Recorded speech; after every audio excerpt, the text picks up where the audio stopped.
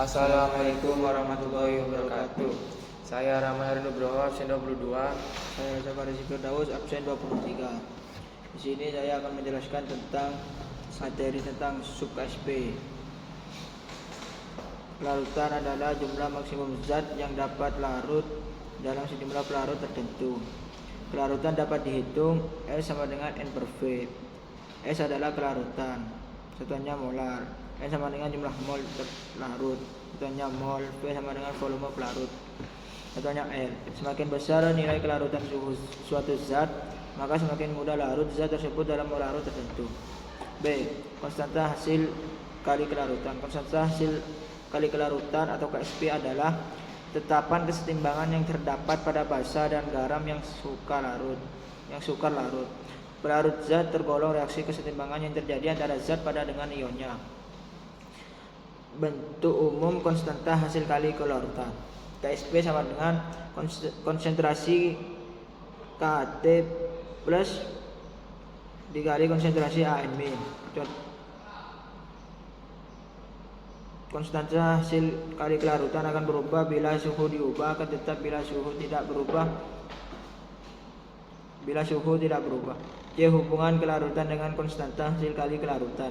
Nilai konstanta hasil kali kelarutan dipengaruhi oleh nilai kelarutan zat. Hubungan kelarutan dengan KSP dalam berbagai jenis basa dan garam sukar larut.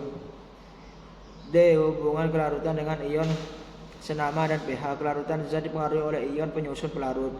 Kelarutan zat pada pelarut yang mengandung ion senama dengan zat akan memperkecil kelarutan karena menggeser kesetimbangan. Kesetimbangan bergeser ke kiri karena Cl- bertambah, sehingga lebih banyak AgCl yang mengendap dalam NaCl dibanding dalam air. Nilai kelarutan ion senama dari zat yang dilarutkan diabaikan karena nilainya kecil, dan yang digunakan adalah konsentrasi ion senama dari pelarut. Kelarutan zat juga dipengaruhi oleh pH larutan, yaitu dipengaruhi oleh ion OH-. Zat-zat kelarutannya dipengaruhi oleh pH yang kelarutannya dipengaruhi oleh pH. 1. Basa mudah larut dalam larutan netral dan asam. 2. Garam asam lemah mudah larut dalam asam kuat. 3. Garam dari basa lemah mudah larut dalam basa kuat. Kelarutan basa pada pelarut basa akan memperkecil kelarutan karena menggeser kesetimbangan. Kelarutan garam pada pelarut basa akan memperkecil kelarutan karena reaksi hidrolisis garam menggeser kesetimbangan.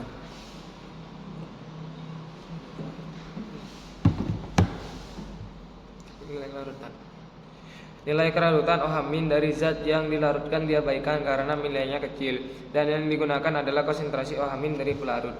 E. Pengendapan terjadi pada suatu larutan yang telah jenuh. Larutan yang telah jenuh oleh suatu zat masih mengalami pelarutan walau sudah ada endapan, namun laju pelarutan zat tersebut sebanding dengan laju pengendapan zat. Konstanta hasil kelarutan juga dapat meramaikan pengendapan. Bila dua larutan dicampurkan, maka akan terbentuk basa atau garam yang akan larut atau mengendap, yang dapat dicek dengan kuosien reaksi atau QC. Kuosien reaksi atau QC adalah nilai yang bentuk persamaannya sama dengan tetapan hasil kali kelarutan atau KSP. QC sama dengan Kat plus AN min. Makna kuosien reaksi. 1. Jika QC sama dengan KSP berarti larutan tetapan jenuh atau akan mengendap. Jika QC kurang dari KSP maka berarti larutan belum atau mengendap. Jika QC lebih dari KSP berarti telah terjadi pengendapan. Reaksi pengendapan dari dua larutan merupakan pengenceran sehingga nilai konsentrasi seluruh zat berubah. Contoh soal. 1. Sebanyak 0,7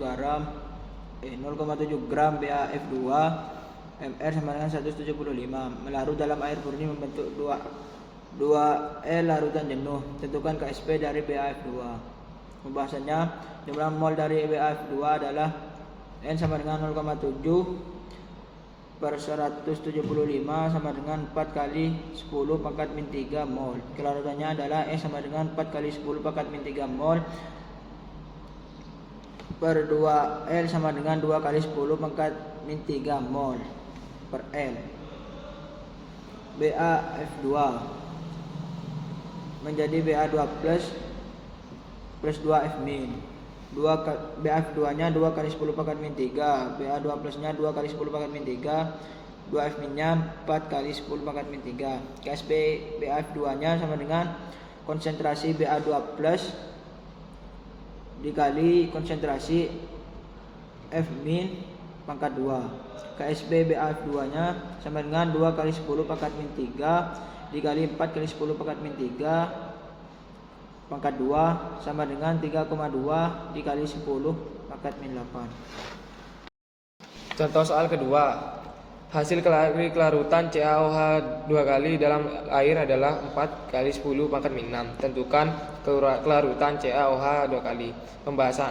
Menentukan kelarutan diketahui KSP. CaOH 2 kali menjadi Ca2 plus ditambah 2OH min. Jawaban. Jadi KSP CaOH 2 kali sama dengan Ca2 plus OH min pangkat 2. 4 kali 10 pangkat min 6 sama dengan S 2S pangkat 2. 4 kali 10 pangkat min 6 sama dengan 4S pangkat 3. S pangkat 3 sama dengan 10 pangkat min 6. S sama dengan 10 pangkat min 2. Harga hasil kali kelarutan atau KSP Ag2 SO4 sama dengan 3,2 kali 10 pangkat min 5. Maka kelarutannya dalam 1 liter air adalah, pembahasannya, Ag2SO4 menjadi 2Ag plus SO4 2 min. KSP Ag2SO4 sama dengan konsentrasi Ag plus pangkat 2 dikali konsentrasi SO4 pangkat 2 min. KSP Ag2SO4 sama dengan 2S pangkat 2 dikali S. KSP Ag2SO4 nya 3,2 kali 10 pangkat min 5 sama dengan 4S pangkat 3.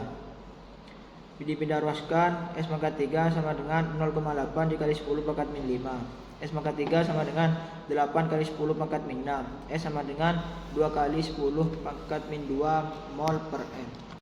Contoh soal keempat. Tentukan hubungan antara kelarutan dengan hasil kali kelarutan untuk senyawa Ag2CrO4. Pembahasan. Misalkan kelarutan Ag2CrO4 adalah S. Ag2CrO4 menjadi 2Ag plus ditambah CrO4 pangkat 2 min. Hubungan kelarutan dengan KSP. KSP sama dengan Ag plus pangkat 2 CrO4 pangkat 2 min.